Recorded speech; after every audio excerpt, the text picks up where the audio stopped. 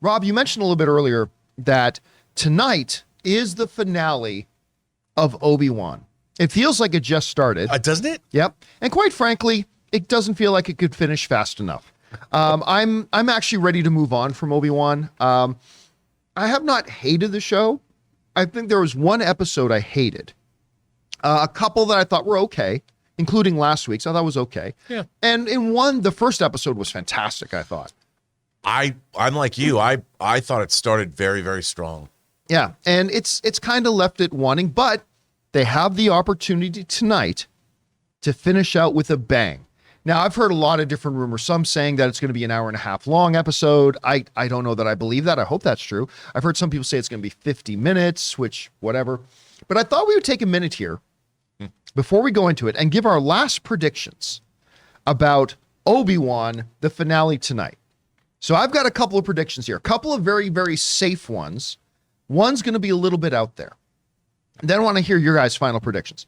So here's a couple of safe ones for my Obi-Wan predictions tonight. Number one, Qui-Gon's Force Ghost will show up. They've done far too much setting up of it. If they don't, I'm going to be really pissed that they did such a bait and switch in this thing. They're constantly referring to Qui-Gon. The whole opening of the show with previously on Star Wars, say, a training I have for you to commune with Obi-Wan or with Qui-Gon. If they go through all that and he doesn't show up, that's going to be a huge bait and switch. So I do believe we're going to see the Liam Neesons will be appearing tonight as Qui-Gon Jinn as Force Ghost. All right. That's prediction number one. Prediction number two, and this is a safe one. We are going to see another duel between Vader and Obi-Wan on Mustafar. I think that'll be back on Mustafar again. Now, the reason this is a pretty safe one, Jonathan, if you got that webpage I sent you, let's bring that up for a second. Sure. The reason this is a pretty safe one is because if you scroll down a little bit, there is a poster that's kind of come out for a little bit below that. So keep scrolling down and keep going. There we go. So there's that. But also, if you scroll down even further, past the next picture, so past that one, keep going, right here. This was a piece of concept art that came out during that Disney D23 day they did that streaming of, when they didn't actually show us any footage. But clearly, this is not the fight that we already saw, right? So I think it's pretty cool. Plus, Kathleen Kennedy said, get ready for the rematch of the century during that event. That first fight was not the rematch of the century. No. By any stretch of the imagination. So prediction number one, we're going to see Liam Neeson appear as Force Ghost. Prediction number two, again, a very, very safe one. We're going to see Obi-Wan and Vader face each other again, and it's going to be on Mustafar. Prediction number three. This is the one that's out there. May or may not end up being true, but I'm going to go with this. Vader is going to find out about Luke. I think Vader is going to find out about Luke, and they're going to say moving forward that knowing about it, he always decided to keep that a secret from the Emperor until the events of A New Hope, and it couldn't be kept a secret from the Emperor anymore. I'm not saying they should do that. I'm not saying that's a good idea. Wow, dude. But I think he's not going to find out about Leia, but I think he's going to find out about Luke. Okay, wait a minute. Let me ask you if that happens. How are you going to feel about it? It depends on how it's executed, to be honest with you. Like, again, if I was sitting in a writer's room with them, and I'm clearly not, and that idea came up to have him discover about the truth about Luke, only to decide to keep it to himself and away from the Emperor and all that kind of stuff for all these years, I would say bad idea.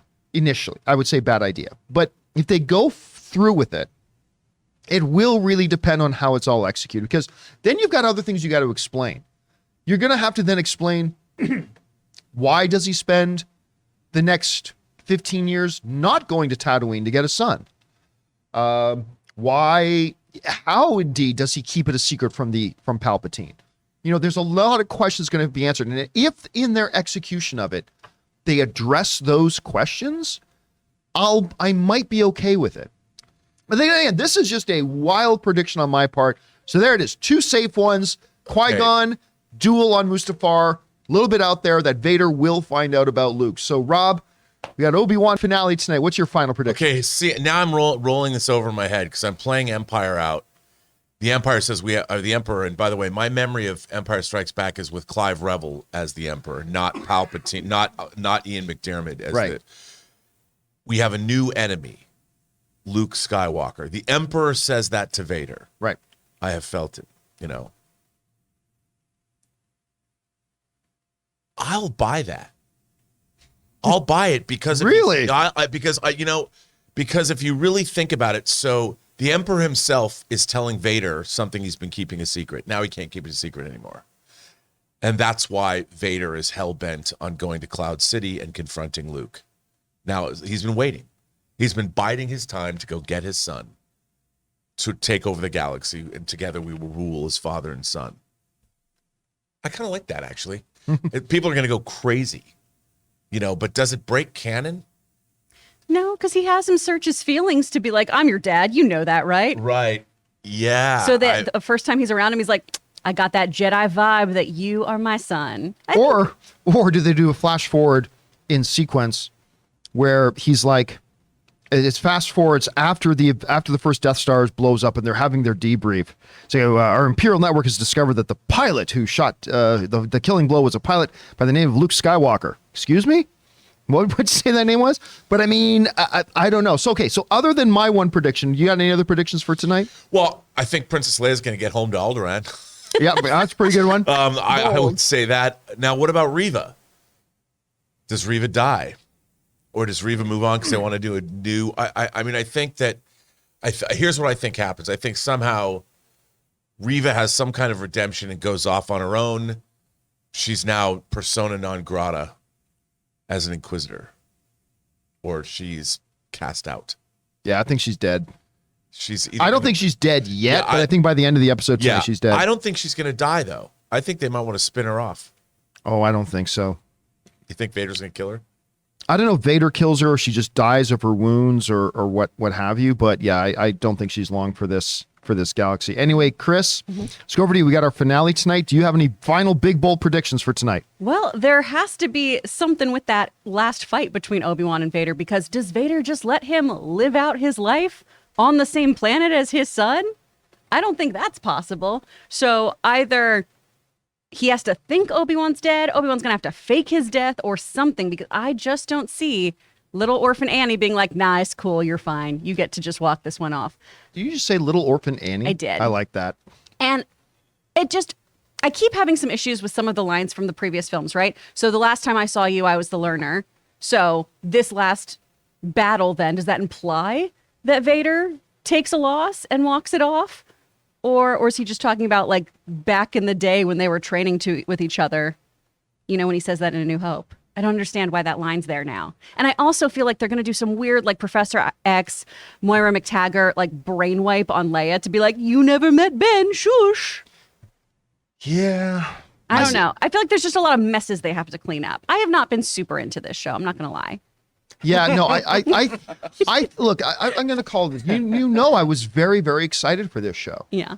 Like I was very pumped for this show. And me too. The first episode killed it. I thought the second episode was okay. Then they had a real crappy. Anyway, I think tonight, if they really nail the landing, I feel like I say this a lot about a lot of Disney Plus shows, to be honest. But the reality is it's come to the point where they need to really stick this landing. Mm-hmm. For us to move forward from Obi-Wan to look back on it fondly, I think they absolutely have to crush this ending. And I don't have the highest hopes they will, but I'll go in with a lot of crossed fingers. Anyway, guys, question is for you. What do you think about that? Do you have any big, bold predictions for how the finale of Obi-Wan is going to play out tonight? Got any thoughts about some of the theories that we had?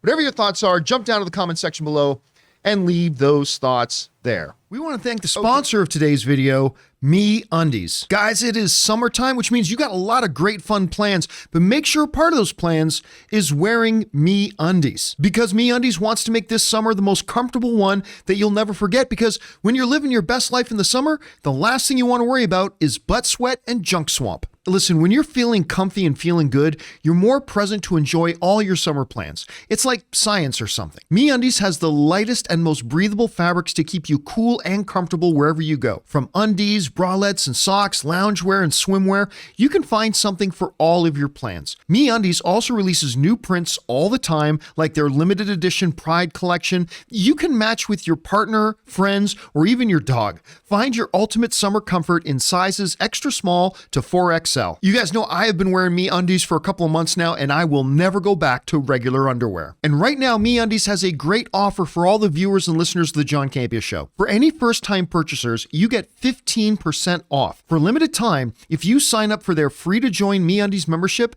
you get 25% off your first membership item. So to get 15% off your first order or 25% off your first membership item and a 100% satisfaction guarantee, go to MeUndies.com/Campea. That's MeUndies.com/Campea.